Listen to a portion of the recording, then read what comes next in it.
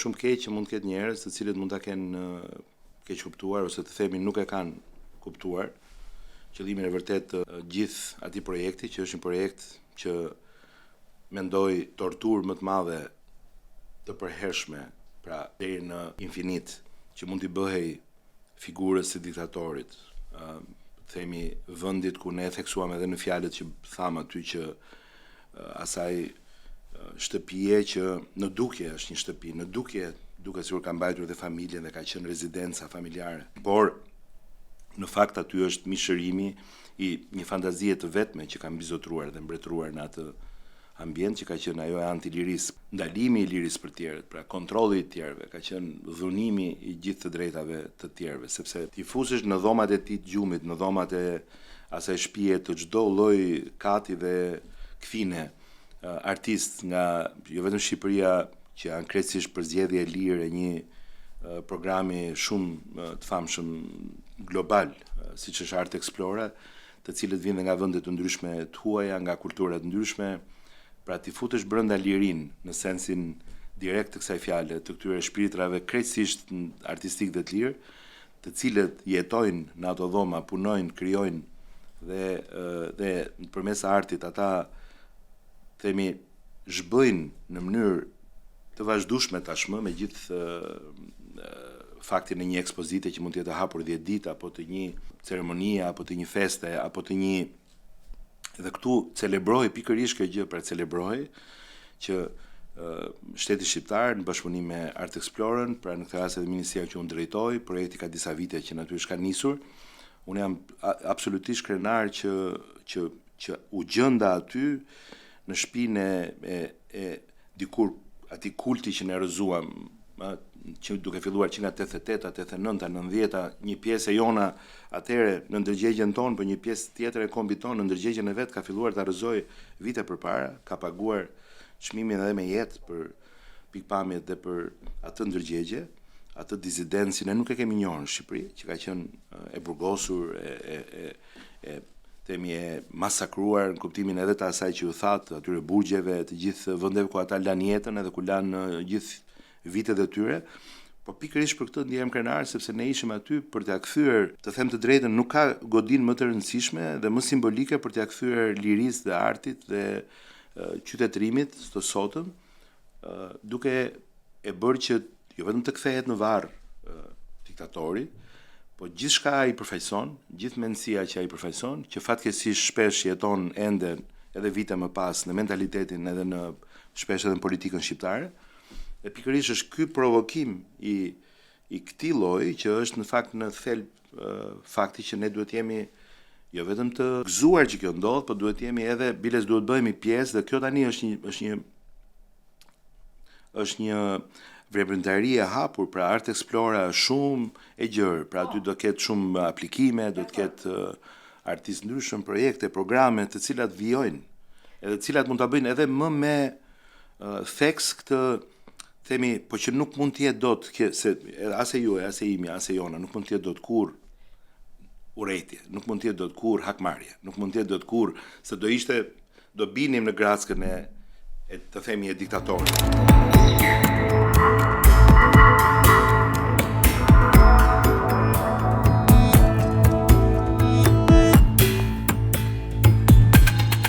Po që është shqetësimi i drejtë dhe ne po punojmë me trashëgimin kulturore pa kufi, që është një organizatë shumë e mirë që ndihmon në botën e kujtesës edhe në botën e ndërgjegjes, si më thënë, historike të vendit dhe bashkë me partnerët tuaj ne e folëm edhe pak bashkë me Rakun që ndajmë, edhe ju bëni një punë shumë mirë që edhe nga ana juaj, edhe vullnetarisht, edhe me sakrifica e mbani këtë lëvizje në këmbë. Këtu po ke të drejtë që duhet bërë më shumë. Ky projekt që ne kemi zhvilluar, kemi miratuar në Këshillin Kombëtar të Muzeve, kemi miratuar muzeimin, kemi miratuar të gjithë konceptin e një shpallje dhe të një themi, se s'dua të them riedzimi, në kuptimin të një si më thënë të ndërtimit atje të një qendre memorie, kujtese, të një muzeu kombëtar, i cili mund të ishte edhe rajonal, sa i takon kujtesës mbi burgosjen, mbi marrjen e të gjitha lirive të qytetarëve shqiptarë që kanë menduar ndryshe nga regjimi në atë kohë, mbi gjithë masakrat që mund të ndodhur atje, mbi gjithë pushkatimet që kanë ndodhur atje, mbi gjithë vuajtjet, mbi gjithë sakrificat e atyre njerëzve për të mbijetuar ndoshta edhe në një prej formave më të fundit të jetës, si mund të ishte ajo e atij lloj burgu mes dy shpateve të maleve, në atë lloj vendi ku të merret fryma, dhe sot 35 vjet më pas që po të shkosh dhe po ta vizitosh të merret fryma, të ndal fryma nga presioni i madh që ka vendi se si e kanë pozicionuar atë lloj themi që duhet ishte institucion, po themi, i heqjes të lirisë, dhe në fakt ka qenë një institucion i dënimit kapital. Dhe natyrisht këtu keni të drejtë, këtu ne duhet bëjmë më shumë, dhe me gjithë to që ju thash, janë miratuar pra pjesa më e mirë e procedurave dhe biles po bëheshim gati dhe për një realizim të një filmi së shpejti, nuk po nxjerr detaje, ku ne po ndihmojmë me një pjesë të rikthimit të gjendjes në anën materiale si në ato vite, në mënyrë që t'ia bënim edhe më të lehtë artistëve italo-shqiptarë në këtë rast, por që këtu kemi për të bërë ende dhe këtu duhet bërë më shumë. Unë nuk mund ta them dot përfundimisht sot që a do të jetë ky projekt i realizueshëm dhe në cilin vit apo datë, por ditë ju them që tashmë në tavolinat tona të EUDEL-it, të delegacionit evropian, të gjithë partnerëve tanë, ky projekt është aty, është në diskutim, ne duhet të kërkojmë një financim plot sepse kushton, është një lloj Auschwitz-i shqiptar dhe duhet të jetë një eksperiencë vërtet, dhe prandaj edhe kemi vendosur të jemi atje, se mund ta bënim, mund t'ia kushtonim të një pavion diku në Tiranë.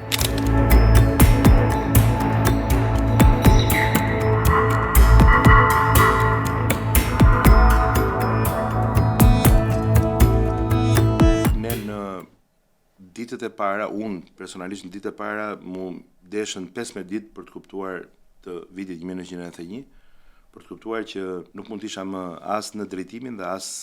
antar i Partisë Demokratike, në degradimin që pash, qoftë edhe në javët e para të asaj që duhet ishte, themi, shpresa e gjithë vendit, përmes figurave që nisën ta drejtonin partinë, po sidomos në radhë parë përmes mendësisë që erdhi dhe ulkëm kryq, dhe që ishte e njëjta që unë mendoja se kishim rrëzuar deri në dhjetor të 90-s, i zhgënjur tërësisht, por edhe kemi qenë dhe, si më thënë, të vetëdijshëm që nuk mund ta linim këtë gjë thjesht e vetëm sepse zhgënjeheshim disa nga ne. Kështu që ne e vijuam menjëherë betejën në ILA atëherë, Akademia e Arteve të Bukura sot, ku nisëm refleksionet me disa profesorë tanë, me Ardian Klosin pastaj nga jashtë, me Edi Ramën, me profesorë tjerë. Të akademisë ka qenë atëherë Ardian Paci, student shumë i shquar, Edi Muka e tjerë, dhe aty hapëm dyer dhe biles u shqyen, jo vetëm figurativisht, po u shqyen ra dera një moment nga aq shumë popull erdhi në ILA, i etur edhe për këto që ju po thoni dhe po flisni me mua sot që lidhen me faktin e një disidence që ne ndjenim që ishte, po ishte e munguar fizikisht sepse ishte o në përburgje ende, se s'kishin dalë burgosurit, ose ata pak që kishin dalë ishin mes nesh, po ishin shumë pak, për shembull Kasem Tërbeshina apo shumë pak të tjerë, kanë përshtypjen më pas ka dalë Ngjela, Lubonja e tjerë, dhe Kasem Tërbeshina në ditët e para të janarit mua më ka lënë shumë mbres ajo që ai tha, dhe ajo formoi mendimin tim që fëmia ishte i vdekur që pa lindur dhe lindje e vdekur, pra Partia Demokratike në kuptimin e asaj që pritej nga kjo opozit. Mund të duket një term shumë i rëndë sot që e flasim, mund të duket sikur kemi qenë ndoshta edhe pak më radikal në këtë gjë, por duhet kuptojmë që ishin momente të tilla, ishin momente shumë të forta në jetën e vendit, dhe disa nga ne, duke qenë se unë kam qenë edhe bashkëfirmëtar i themelimit të Partisë Demokratike, nuk diskutohet që kanë pasur pritshmëri shumë të larta.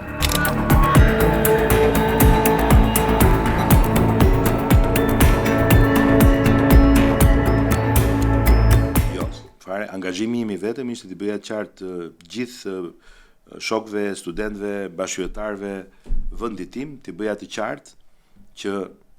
nuk kemi gjë në vijë kështu, dhe me kultin e Enverit në një anë, me hijen e monumenteve të tij që Partia Demokratike nuk donte as t'i prekte në atë kohë, se donte thjesht të ecte duke u naturalizuar, të themi, në politikën shqiptare, se mos humte një pjesë të vendit, se mos ndoshta një pjesë e vendit agresivizohej me të. që kuptohet ishin qëndrime që lidheshin me mendsinë e leadershipit saj, ku ka pasur një kundërshtim edhe nga Azem Hajdari atëherë, i cili ishte në filles drejtuesi, të themi sa për të dukur, se në fakt drejtuesi real ishte Sali Berisha, dhe ne përplasjen tonë e quam deri në greven e 91-shit, ku e vum Partinë Demokratike me shpatulla për muri, të themi, e vum në qoshe, po themi, dhe vetëm Beni Mami e Azem Hajdari ishin pro grevës, në atë kohë, me përreshtin të në një emri tjetër të panjohur, të gjithë të tjerët ishin kundër grevës. Atëherë i treguan Partisë Demokratike dhe gjithë opinionit që këtu universitet me emrin e Enver Hoxhës, qytet me monumentet e Enver Hoxhës, qytete kudo me monumentet me Enverin ulur që bënte sehir, dhe demokraci që fillon pa folur për Enver Hoxhën dhe duke menduar që gjithçka do zgjidhet vetëm në kuptimin e jetës politike konvencionale, nuk mund të kishte mundësi, sepse ne kërkonim që të kishim një ndryshim të madh në kuptimin e plot të mentalitetit, mendësisë të qytetarëve dhe si më thënë, fshihej pas kultit të Enverit, i cili në duket bëhej, si themi, për të mos açuar vendin në një gjakderdhje, të themi, nga ana e disa prej eksponentëve të PD-s, fshihej në fakt një merak i tyre që në fundit tabut e mëdha nuk duhet lëviznin. Qytetarët duhet ishin ende në kontrollin e një lloj nomenklature e cila vinte nga ajo lloj brymosje, nga ajo lloj fryme, dhe ose nuk guxonin, ose as nuk e imagjinonin dot që mund vinte kaq herët këtë ditë, nuk e di dhe sa arsye të tjera mund të kenë qenë, por që ne ja dolim që të bënim, si më thënë, këtë pjesë të lëvizjes dhe pastaj më një herë duke parë me dhimbje se si janë përjashtuar eksponentët më të mirë të PD-s, gradualisht, shkurt, mars, prill, maj e tjerë, ne krijuam Partinë Aleanca Demokratike, që ishte një tjetër shprehje demokratike e oponencës sonë ndaj PD-s, krahas gjithë partive të tjera të cilat filluan të zgjoheshin, edhe të frontet të tjera demokratike, fronti demokratik me Lubonjën atëherë që munduam të krijonim, dhe përfunduam në referendumin e madh të 94.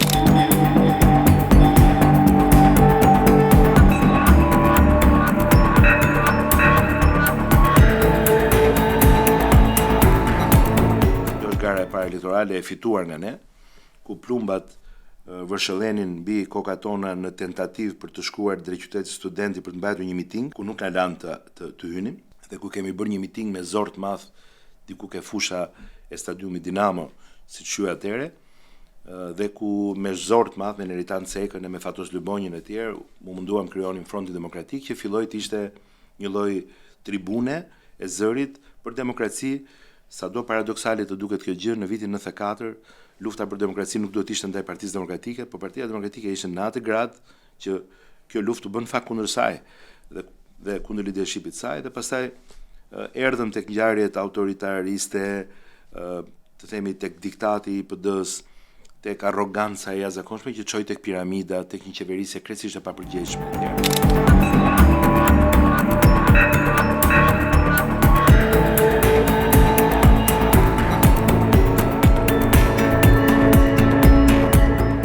Isha kandidat për deputeti i Partisë Aleanca Demokratike. Aleanca Demokratike ishte AIKA e PD-s në atë kohë, e cila ishte ndarë, dhe ku prapë për ironi të fatit nuk na lanë të bënim dot asnjë miting në qytetin Studenti. Na mbyllën të gjitha dyert e kinoteatrit ose të godinës ku bë greva uris në qytetin Studenti. Praktikisht policia nuk na linte as të shkelnim në qytetin Studenti, ku mund të hyja vetëm fshehurazi në atë kohë. Nuk bëja dot asnjë takim në asnjë vend të Tiranës. Më merrnin njerëzit nga makina kudo ku ndaloja, më arrestonin njerëz që takoja, dhe u bëja pamundur, pra ishte një situatë komplet surreale, ku nuk ishte më as zgjedhje, as fushat, dhe përfunduam në shenjë Skënderbej për t'i treguar pastaj gjithë botës që, shikoni, këta që në 90-ën erdhën si demokrat, janë më keq se sa çdo gjë tjetër që mund të ekzistonte në Shqipëri në atë periudhë, filluan të fluturonin si themi, deri koka, ndrej legjisit ju thye Kafka, një gazetar, Lala, i shkreti u gjëndi hedhur, gati i varosur si gjalli, po i hedhur dherave të liçenit artificial, të tjerë u zhdukën në Lezhë, shërbimi informativ kombëtar ishte një çet gati naziste, që po t'i bie në dorë mund mos ktheheshe më në shtëpi. Komisariatet u kthyen në dhunë thyerje dhëmbësh, thyerje brinjësh, rrahje, mbaj mend si është rrahur Ridvan Peshkëpia në oborin e komisariatit 1, që u mundua si deputet atëherë, se ai ishte deputet nga zgjedhjet e para, u mundua të vinte të interesoheshte për ne. Gra vajza që rriheshin në komisariat nga shefi komisariatit vet në person në komisariatin 1 Tiranës, dhe ku prap kur dilim thoni me fat që ram këtu, se te drejtoria e Tiranës dolin me këmbë të thyera, Arbeni Mami doli pa dhëmb, dhe po të shkoje në Lezhë me një tjetër mjet që çonte andej, mund të ishte në dorën e shërbimit informativ dhe aty pastaj flitej që mund të rrezikohej edhe më shumë se kaq. Edi Ramën ju e dini se çfarë ndodhi. Praktikisht e lanë të vdekur. Edhe ai ka shpëtuar, nuk e di, o për fizikun, o për spesorin e Kafkës, o basketbollisti gjatë i madh në formë në kuptimin e trupit edhe të fizikut vet, sepse kanë rrahur me leva nga ato që janë me maj dhe të shtrëmbra si të oboreve, që ke parasysh që janë në ato oboret kur nuk duhet i kalosh, që nuk i kalon dot, leva të shtrëmbruara me atë gjë kanë goditur, me atë sende kanë goditur, edhe praktikisht e lanë të vdekur. Pra këtu flitej që arritëm në këtë pikë, kështu që kuptohet që biografia ime është shumë e hidhur në këtë aspekt,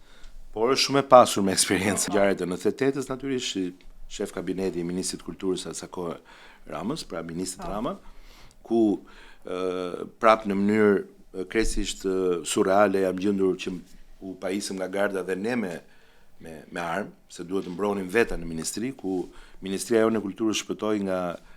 marrëzia e Partisë Demokratike me antitanke kundër institucioneve, shpëtoi kot se kujtuan se nuk ishte ministri lart, erdhën deri në katin e tretë, u lodhën dhe e lanë, dhe ku mbajmë një ngjarje shumë groteske, ku i zoti i klubit të nëndheshëm të Ministrisë Kulturës,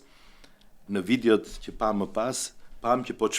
plaçkiste klubin e vet bashkë me familjarët e vet, dhe më pas na tha që ishte vetëm mënyrë për të marrë gjithë mallrat vet e për të çuar në shtëpi dhe për të sjellë prap disa ditë më vonë, se do mi merrnin ata të revolucionit demokratik të asaj periudhe. Pra njerëzit ishin vet skena, ishin vet shpesh aktorët, ishin vet dëshmitarët e një situate, të një Shqipërie e cila të paktën pastaj pas 97-98-s u kthyen në rrugë të më të mbarë, edhe u kthyem të themi në binaret e një jete më deri diku më të pranueshme nga ana demokratike, dhe ku pastaj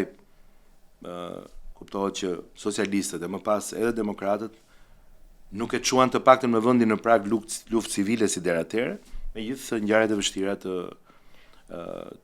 Gërdecit edhe të pasojë mbas asaj ngjarje të hidhur atje që pastaj çojnë në humbjen e pushtetit.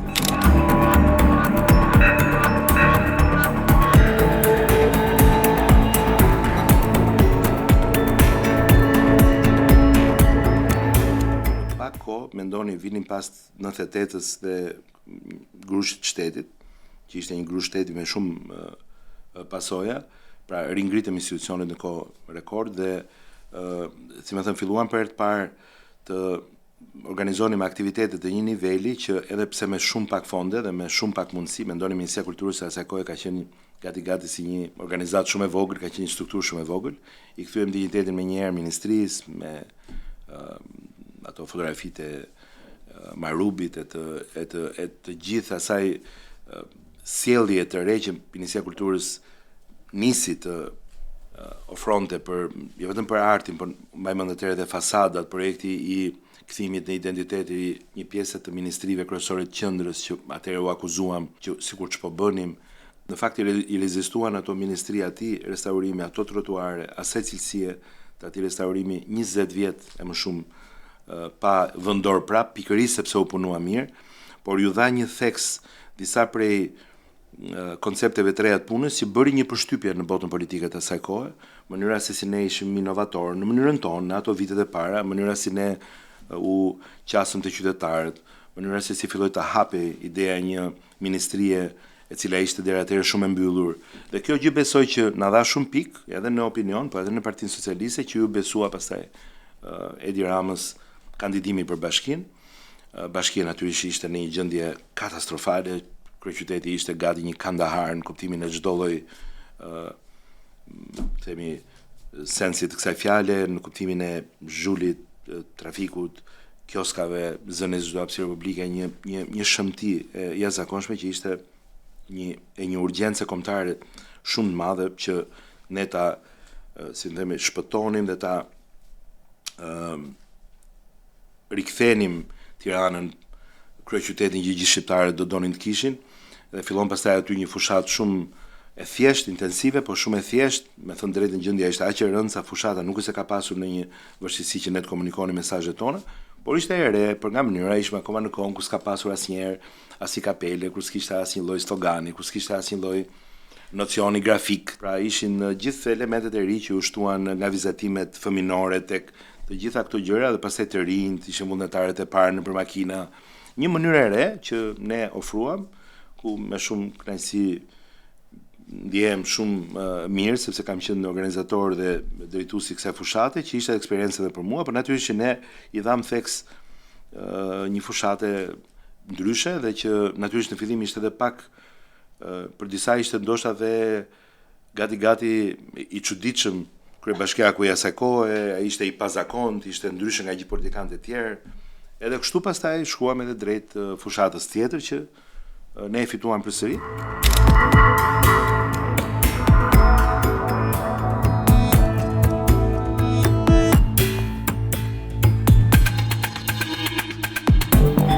Unë kam pasur një bindje që nëse do duhet kishim një mundësi për të riardhur në pushtet, do ishte patjetër me çdo mënyrë dhe aleat, dhe natyrisht aleati i parë në atë periudhë nuk diskutohet që ka qenë LSI-ja, sepse kjo ishte edhe një arsye kryesore, sepse në anë ora, pra ndarja, si më thënë, pa ndjeshmëria ndaj një pjese të PS-së e cila u shkëput, kjo i kushtoi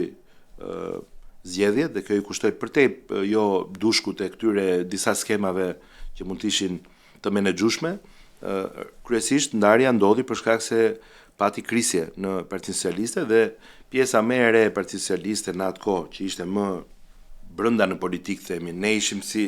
më jashtë, ne ishim bashkia, ne në një farë mënyrë shikoheshim nga gjithë PS-ja si çudia që gjithsesi duhet mbajtur larg, sepse këta bëjnë mirë për ne kur fitojnë zgjedhjet për Tiranën, po është një eksperiment që akoma nuk është brenda nesh. Edhe kështu që ishte akoma herët. Më vonë kjo i kushtoi PS-së zgjedhjet. Pra çarja brenda tyre nuk është e vërtetë që ka pasur një çarje në asnjë lloj forme të dëshiruar nga ne. Ne e kemi vuajtur këtë çarje, sepse ne na iku qeverisja, Bashkisë Tiranë, iku qeverisja e vendit. Dhe kjo ishte një minus shumë i madh për punët e bashkisë. Por ishte e pamundur, mendoj që nuk u dëgjuam në atë që kemi thënë atëherë, që kjo krisje nuk duhet ndodhte, duhet reagonte, duhet reflektonte vetë Fatosllano, pra vetë leadershipi kryesor i PS-së, duke gjetur një gjuhë pajtimi e tjerë, kjo nuk funksionoi. Dhe duke qenë koshient për çfarë ndodhi, jam lodhur shumë edhe në 2004-ën, edhe në 2005-ën me time, megjithëse kam qenë jo në Bashkinë e Tiranës, por jam lodhur që të jap kontributin tim, por pa sukses, si natyrisht i jashtëm dhe më i tretë ndërkohë. Dhe në 2013-ën ishte e domosdoshme dhe jemi ripjekur dhe kemi qenë në një mendje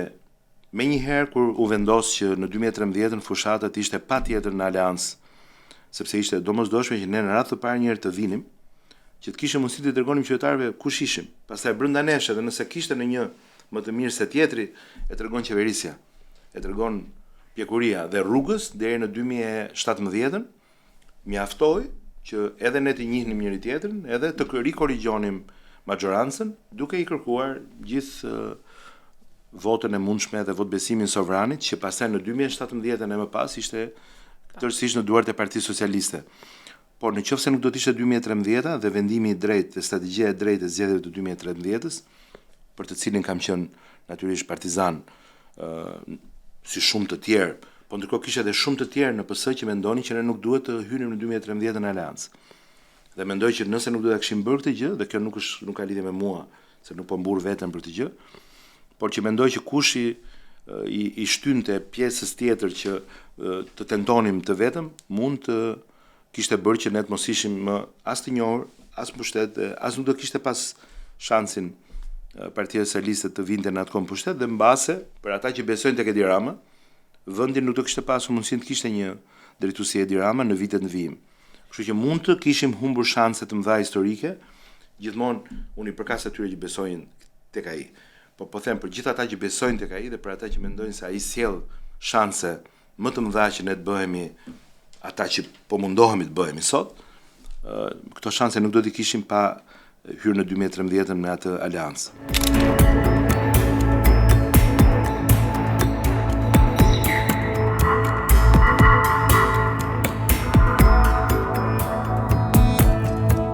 Unë e vlerësoj këtë pjesë që pas kaq vitesh jam besuar në këtë detyrë, po mendoj që vjen jo rastësisht, pra vjen edhe prej provave në APR, në Bashkinë e dytë, pastaj me kryetarin Iron Velia, ku ne bëm një revolucion për parqet dhe rekreacionin, që ishte shumë i nevojshëm për qytetin. Dhe pastaj dhe në sondazhet e atyre kohëve dilte puna më e pëlqyer e qytetarëve, dhe unë zihesha me Erionin, i thoja buxhetet duhet të jenë në proporcion me pëlqyeshmërinë e punëve që bëjmë, kujdes parqet, kujdes lulishtet, këndet e lojrave, duhet bëjmë më shumë e tjerë, sepse cilësia e jetës lidhet shumë me këtë pjesë të jetës. Dhe ne arritëm aty lam një përshtypje shumë të mirë. Dhe kur më pas shkoj në DPSHTR, ku gjithmonë këtë detyrë jam thirrur, duhet ta them, nuk kam kërkuar kur punë për veten time, që t'i them dikujt, jo, unë jam pa punë, më vër diku të punoj në një vend që të jem drejtor. Atje pastaj revolucioni i shërbimeve ishte i tillë, i asaj përmase që unë mendoj sot e kësaj dite, ndjes nëse në njëri më keq kupton, më shumë do më votoj nëse do më votoni për punën time dhe për rezultatet për DPSHTR-n se sa për atë që unë realisht po bëj në Meki, sepse kjo punë e fundit e Ministrisë Ekonomisë, Kulturës dhe Inovacionit, jo vetëm që do edhe pak më shumë kohë për ta nxjerrë në dritë, po edhe është shumë komplekse dhe niveli në politikë bërje, në gjithë pjesën e ekzekutivit të lartë, është shumë më i vështirë që të përkthehet të lexohet nga qytetarët si një produkt direkt që i ndryshon jetët atyre në mënyrë të menjëhershme. Do kohën e vet që ta arrish të gjë, por edhe në Meki, koncepti i kryeministit dhe i qeverisës ishte që ne të horizontalizonim qeverisën. Ky është një nga problemet më të mëdha që ne kemi sot, që rriten shumë artificialisht shkallët vertikalisht, dhe humbim kontakt me qytetarët, me problemin, me zgjidhjen, dhe ndonjëherë bëjmë dhe pa mundësi zgjidhje të vetë problemit për shkak të këtyre hallkave të cilat vertikalisht rriten kaq shumë, kështu që ai donte qeverisja zgjodhi që të horizontalizonte sa më shumë. Pra të kishim 2-3 të themi mega ministri të cilat duken që janë shumë komplekse, por lehtësohet shumë puna sektoriale, ndërsektoriale, horizontalisht, çka do të thotë rezultate më të shpejta, qeverisja më e thjeshtë, qeverisja më e shpejtë. A do ja dalim ne kësaj? Kjo do kohën e vet të provohet, po është një tentativë që nuk është bërë vetëm këtu, është bërë edhe në vendet skandinave, është bërë edhe në vendet tjera të Bashkimit Evropian, ku ministrit tentojnë të bllokohen, të rriten, të zmadhohen dhe të bëhen të vështira për tu menaxhuar dhe për tu administruar, pikërisht sepse ndonjëherë krijohet ideja atyre silove që nuk lëshojnë dhe që nuk shkarkojnë, dhe që ndërto silo, nuk shkarkojnë dhe nuk komunikojnë me njëra tjetrën, dhe është shumë e vështirë pastaj që edhe në rast se ato hapen, ndonjëherë kanë shpërthime të pakontrollueshme dhe nuk bëjnë mirë. Pra kjo mbyllje e këtyre kompetencave ndonjëherë na sjell në dëme më të mëdha kur duam ta përkthejmë atë në të mira për qytetarët. Këtë po bëjmë në këtë rastin e Mekit, që duam ta bëjmë sa më praktike dhe qeverisë, se kjo është gjithë tema sot, edhe problemet që kemi në bashki, edhe problemet që mund të kemi në territor, në njësi, në lagje, kudo janë refleks, janë rezultat i ndonjëherë pavësisë, ndonjëherë një menaxhimi që lëbërdëshëruar, ndonjëherë një mbi ngarkesë me kompetenca lart dhe mos shkarkimi kompetencave poshtë, dhe në fundit shkon tek qytetarët pastaj, dhe debati që kam me ta për ditë është çfarë do bëni ju për ne, për këtë. Dhe unë i them, a do ta diskutojmë këtë muhabet me njëri tjetrin, themi çfarë do bëjmë ne bashkë për këto probleme. Dhe a jeni gati ju dhe jeni gjendje që ne ta ndajmë përgjegjësinë me ju? A ka mundësi të keni ju më shumë përgjegjësi se ne? A ka mundësi ne këshillat, kryepleqt, njerëzit, lagjet, njësitë administrative të mbushim shumë më tepër me kompetenca të fondeve tuaja, të halleve tuaja, të jetës suaj, që ju mos ta keni vetëm syrin dhe gishtin lart, sepse kjo gjë nuk funksionon në rast se nuk zbret poshtë.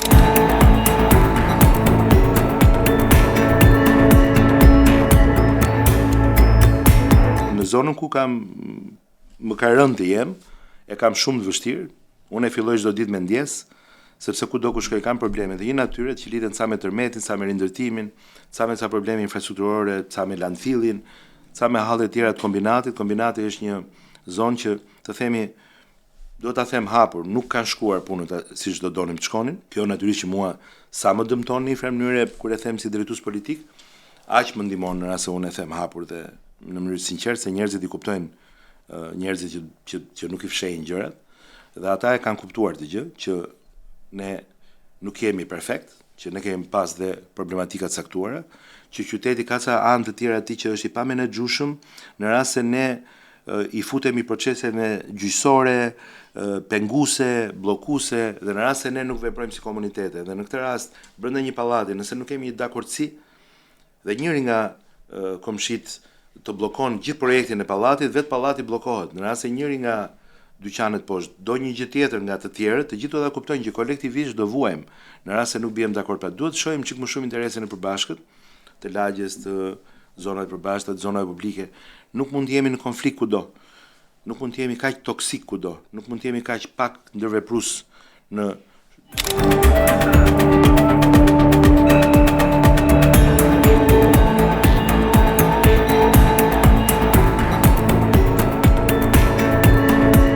në shoqërinë tonë ky parë. Ne jemi shumë të vështirë në momentet kur hallkat i dizenjojmë dhe i vizatojmë në ligje, por pastaj kur hallkat duhet punojmë me njëra tjetrën, ato hallkat kthehen në individ, në njerëz, në zakone, në mendësi, dhe këtu ka rënë në dorën pastaj të një tjetër kurthi, që çdo njeri nga ne, ju e dini si jemi ne, çdo njeri nga ne është një kryetar bashkie, çdo njeri nga ne është kryeminist, çdo njeri nga ne është trajner, çdo njeri nga ne është i pari i çdo gjëje, dhe shumë vështirë që ne të komunikojmë në skuadër. Shpesh kjo ndodh edhe mes ministrive, ministri bashki, bashki me bashki, komunitet me komunitet, lagje me lagje, dhe brenda jetës sonë, ky është një nga fenomenet që ne na vështirëson vetë qeverisjen. Pra, se vetë qeverisja çfarë është në fund fare? Është besim. Përkthehet në besim. Duhet të kesh një besim caktuar, të besosh që disa të drejta caktuara mund t'i menaxhosh me disa të tjerë, dhe duhet besosh në institucione dhe mekanizme që ti menaxhosh të drejta. Nëse nuk kanë funksionojnë institucionet që në nivelet e poshtme, ajo do të taposet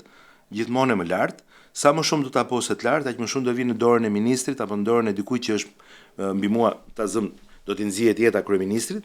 Të gjithë ne po t'i çojmë të gjitha problemet lart, do ta kemi të sigurt që është shumë më e vështirë që këto probleme të gjitha zgjidhen menjëherë, edhe pse autoriteti është gjithmonë lart dhe autoritetet janë lart, është e pamundur, se dhe ne njerëz jemi, që të gjitha gjërat të përplasen në këtë hing të lartme.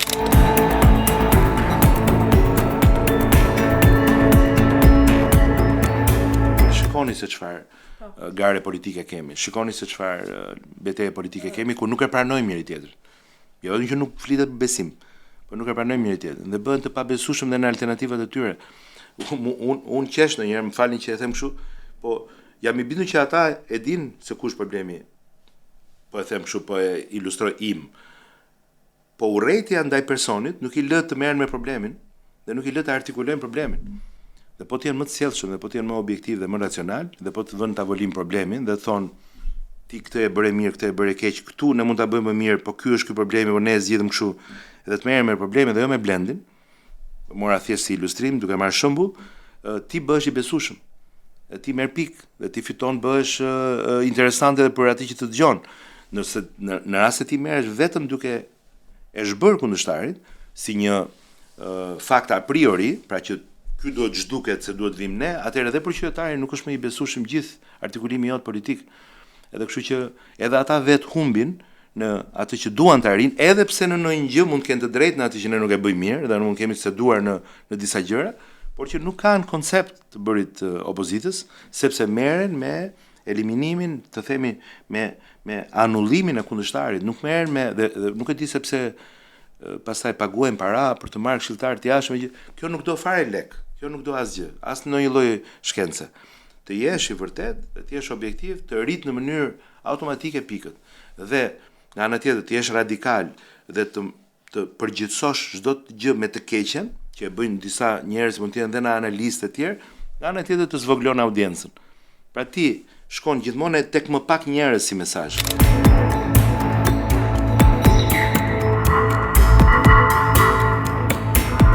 Isha i lumtur të vinin në kombinat gjithë, nëse mund t'i quajmë rivalet, kolegët e mi,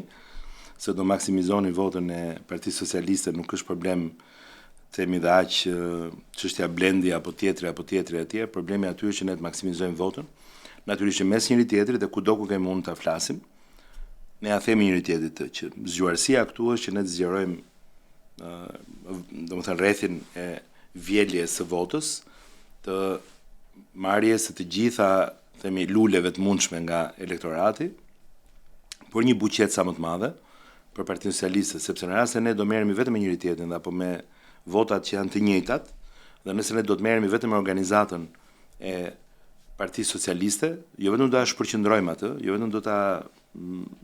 si themi hutojmë atë dhe do ta nxjerrim nga disiplina e saj normale organizative, por nuk do fitojmë në një gjë në kuptimin e trëndafilit. Kështu që gjithë pjesa kryesore dhe lista vetë është e tillë e kompozuar, ku ne shohim dhe njerëz pa njohur dhe njerëz anonim, po, ja ata janë anonim për ne, por nuk janë anonim për minorancat në qytet, nuk janë anonim për grupet e ndryshme të interesit, cilët ata mund të kenë lider në ato grupe. Janë njerëz që lidhen me sportin, me artin, me shumë fusha dhe sektor, ndonjëherë edhe me komunitete të caktuara, që mund të jenë edhe të lidhura me kultura të caktuara, preardhje të caktuara, të cilat duhet të jenë dhe janë në listë për të marrë çfarë do lloj numri votash, është një shtesë nëse vjen si votë e re, të lëkundur, gri, të djathtë, të pakënaqur, të cilët për një moment caktuar mund thonë, "Oh, një minutë, në listë është dhe filane." Atëherë këtu pas ka një. Kështu që për këtë arsye janë 37 veta, për të sjellë atyre që do hyjnë, që natyrisht nuk mund të jenë 37 veta, që mund të jenë 5 plus 2 gra, pra 5 meshkuj dhe 2 gra, mund të jenë 6 meshkuj dhe 2 gra, mund të jenë 4 meshkuj dhe 2 gra në rastin më të keq, por ne nuk e llogarisim të rast. Por mendoj që ky është thelbi dhe në rast se një pjesë e tyre nuk do fitojnë për deputet, ata duhet ta dinë që ata mund fitojnë një vetë deklarim të tyre para gjithë kryeqytetit, para gjithë qarkut, që nuk është një shans i vogël për të njohur dhe për të parë dhe për të dëgjuar, dhe një promovim i cili mund të jetë shumë i rëndësishëm për ta në të ardhmen e afërt të qeverisjes në çdo shkallë. Dhe këtu ka pafundësisht mundësi për të marrë përgjegjësi dhe për të ndarë përgjegjësi ka pafundësisht mundësi për të qenë protagonist. Dhe kështu që nuk duhet kemi asnjë lloj ankthi. Un kam 35 vjet rrugëve të qytetit tim me një biografi që siç e thash kalon nga rreziku i jetës te ndonjë dështim tek suksesi e tjerë. Dhe prap nuk e dija, nuk e prisja që do vinte një moment që do kisha këtë mundësi të isha në këtë listë. Po them deri para një viti as nuk ka qenë në planet e mia kjo gjë dhe as nuk e dija që do ndodhte kjo gjë me jetën time. Jeta është shumë e çuditshme. Pra vjen siç ajo vet vjen dhe shumë pak persona ndoshta marrin atë që ata planifikojnë. Kështu që do vi shumë shpejt për gjithë mundësia që të kenë mundësi të dyta, mundësi të treta. Kurse një pjesë e vogël që do jenë fitues, të bëjmë ç'është e mundur që në parlament të shkojnë njerëz të cilët kanë të kombinuar energjinë, eksperiencën, përgjegjësinë, një biografi sa më të mirë, të cilët kanë dhënë prova, të cilët mund të jenë njohur për rezultate, kuptohet që ka nevojë edhe për të rinj të cilët duhet të jenë në parlament dhe për këtë arsye lista e mbyllur Enkas ka futur në gjirin e saj njerëz të cilët ndoshta vetëm me forcat e tyre nuk bëheshin dot deputet. Kështu që prandaj dhe lista e mbyllur ka hapur partinë, i ka dhënë mundësi me një themi fast track, nëse mund ta quajmë kështu, që të hyjnë njerëz në parlament të cilët do të sjellin një freski që i duhet Partisë Socialiste dhe parlamentit, duke e kompozuar atë edhe më mirë se sa thjesht ata që mund të jenë persona themi me më shumë forcë që mund të vinë nga lista e hapur. Më e mira që unë mendoj në kuptimin më racionale është që është shumë çështja besimi. Dhe kjo vjen edhe sepse vetë Meki është një besim shumë i madh i Partisë Socialiste i kryeministrit. Është edhe një lloj sprove që mua më nevojitet edhe karshi gjithë kontekstit ku unë jam. Para gati pothuajse një vit e pak mu dha një besim shumë i madh. Edhe natyrisht që unë nuk kisha kohë që themi ta provoj këtë përmes qeverisjes, jam duke punuar dhe është më mirë mendoj që kjo sprovë që vjen tani, me që erdhi kaq afër zgjedhjet me mandatin tim si ministër, është më mirë, është më legjitime kjo rrugë, edhe karshi të tjerëve, edhe karshi vetes time, edhe karshi historisë Blendit si një qytetar prej kohësh, domethënë ngjarjet e kryeqytetit, edhe mendoj që është më mirë kështu. Nuk e them të gjë për interes timin, kuptimin që është interes se çdo ari unë me këtë gjë, por që mendoj që bën kuptim, bën sens e gjitha. Nga ana tjetër mund ta marrësh nga të gjitha anët dhe ngado që ta kthesh ka argumenta. Pra, unë vërtet mund të jem hedhur siç thoni ju, por ndërkohë unë nuk jam hedhur pa asnjë atribut. Pra, unë kam një mundësi të madhe sot, kam një fuqi dhe një pagër goxha të madh si ministër, si drejtues politik, unë nuk jam vetëm. Unë nga një anë shkoj dhe në zonën më të vështirë siç e tham, nuk shkon një person që nuk ka përgjegjësi në qeverisje. Shkoj atje dhe jap dhe llogari dhe ata më drejtohen me të drejtë më mirë një ministri të rëndësishëm, sepse i kërkojnë llogari në një farë mënyrë qeverisjes viteve më përpara përmes të ministrit të rëndësishëm dhe të fuqishëm që zëri im të shkojë sa më lart aty ku duhet. Pra, edhe kjo bën sens, ka ana tjetër, unë nuk jam vetëm në këtë garë me forcat e mia dhe me duart e mia, në kuptimin edhe me shokët e mi, po jam këtu edhe si një drejtues politik i cili ka një fuqi edhe një kohë të madhe eksperiencë. Është shumë afër me suksesin e DPSHT-s, ma thon shumë veta, është e çuditshme se sa veta ma thon. E kanë ndjerë në lëkurë, e kanë ndjerë në jetën e tyre aq të rëndësishme këtë eksperiencë të atij transformimi, saqë jo vetëm që unë jam shumë krenar për këtë, po çfarë ishte kjo në fundit, a nuk ishte një tjetër besim i kryeministit dhe i Partisë Socialiste që mu dha, të cilën ne janë dolë me sukses, po në një farë mënyrë unë duhet tani të mbledh atë vot besim që vjen nga një sukses që ka ardhur prej mbështetjes së kryeministrit edhe të ministres time të mëparshme zonjë Belida Mballuku, edhe themi nga vjen kjo gjë, si vjen kjo mbështetje, vjen nga Partia Socialiste në fundit. Kështu që unë tani jam në momentin, mendoj më të mirë të mundshëm dhe nuk kam asnjë justifikim, dhe nëse do qajsha unë do ishte jo e drejtë, do ishte jo fair gjithashtu, sepse në atë listë ka njerëz të cilët garojnë, rivalizojnë edhe pa i pasur mundësitë dhe historinë dhe biografinë time, kështu që në një farë mënyrë, në thonjza apo themi përsa s'varet nga ne, nuk është një përballje tërësisht e barabartë, përsa varet nga ne, unë kam aty dhe disa prej mundësive që ata nuk i kanë. Kështu që duhet të jem shumë i kujdesshëm edhe në këtë pjesë, se pushteti është i rëndë, është të merr përpara ndonjëherë, kupton? Duhet të jemi kujdesshëm që të mos mbi bëj gjërat, të mos mbi flas, të mos mbi reagoj, të mos egzagjeroj në atë që un kam më shumë në dorë se sa disa të tjerë, të jem më i kujdesshëm me të tjerët, që të jem korrekt që kjo, nëse është një vot besim i madh, i mirë, pozitiv dhe vjen me rezultat mirë, të jetë sa më i pastër edhe sa më i ndershëm.